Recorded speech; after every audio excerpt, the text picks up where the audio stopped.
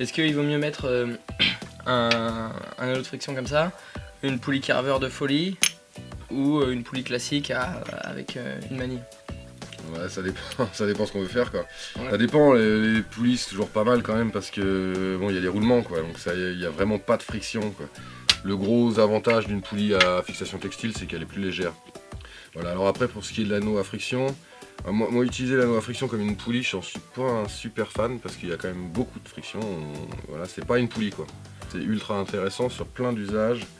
Et donc j'en utilise beaucoup des anneaux à friction. Ça remplace bien un filoir pour guider par exemple une drosse d'enrouleur. Un filoir à friction là, il fait office de poulie sur un patara. Voilà, ça c'est un bon usage. Et s'il avait fallu sur cette pièce là en particulier utiliser une poulie, on serait sur une poulie qui ferait de la taille de ma main quoi. Donc là si la poulie elle a une faiblesse et elle casse, s'il y a une surcharge par exemple, ou si elle est vieille, vous coupez le lien entre les deux cordages quoi. Ça c'est un danger potentiel.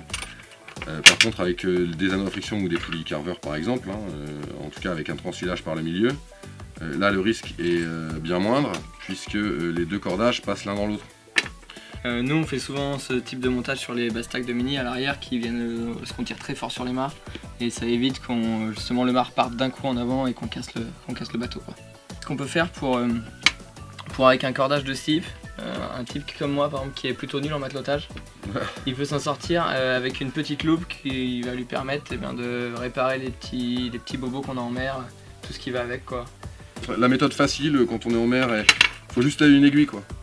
Voilà, la petite Selma, enfin un tube d'aiguille évidemment, mais enfin, si on a que celle, s'il y en avait que deux à avoir à bord pour le matelotage courant, je dirais c'est la 4 et la 5, je crois que c'est ça, 4 et 5 là, les petites, parce que ça va jusqu'au cordage de 6 mm, alors avec du Dynemat 6 jusqu'à 40 pieds on peut faire déjà pas mal de choses quoi.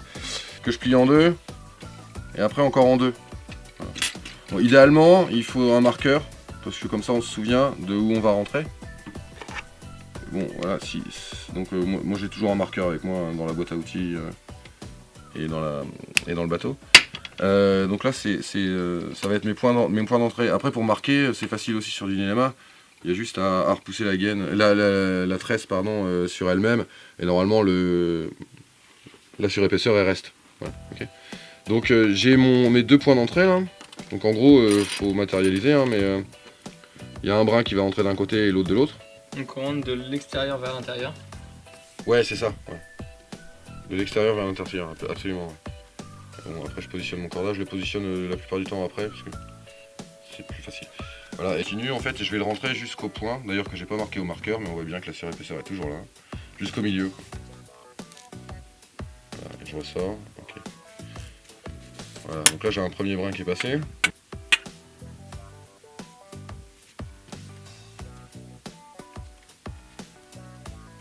Et pareil, je vais aller à peu près jusqu'à l'autre brin quoi. Bon, on peut continuer un tout petit peu pour être sûr que ce soit bien ajusté, mais c'est pas bien grave.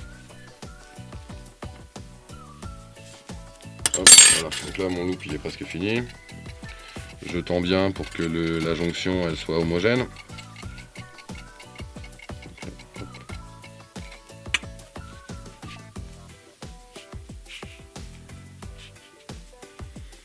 Ok, bon oui.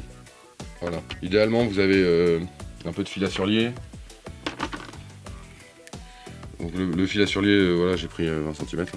Vous l'arrêtez en fin de cordage avec juste un nœud simple. Voilà. Et puis je vais juste faire un point en aller-retour, comme si j'avais mon jean à recoudre. Donc je rentre le nœud dedans, il est dans la tresse. Et ensuite je vais passer 4-5 fois. Rentrer tout à l'heure, ça va ressortir au même endroit. Et ainsi de suite jusqu'à la fin. Une demi-clé. Ouais, c'est réglé. Et là, il n'y a plus qu'à couper.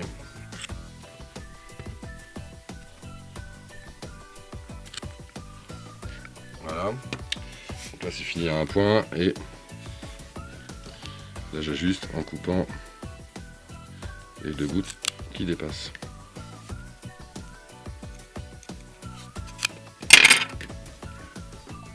pense que c'est vraiment la priorité d'aller vers du cordage propre sur le bateau d'abord, avant toute chose. Et de l'accastillage, parce que c'est ça aussi qui assure votre sécurité, quoi. Si jamais il y a un bras, il y a une poulie qui explose quand je suis sous le Génac en train de bombarder à 12 nœuds, je me la prends dans la tête et je rentre pas, quoi. Donc ça fait vraiment partie de l'essentiel dans le bateau, quoi. Tu veux garder un petit mot pour la fin? Merci quelqu'un en particulier? Non, merci d'avoir les cordages à bord, quoi. Puis j'espère que la Bini va bien se passer.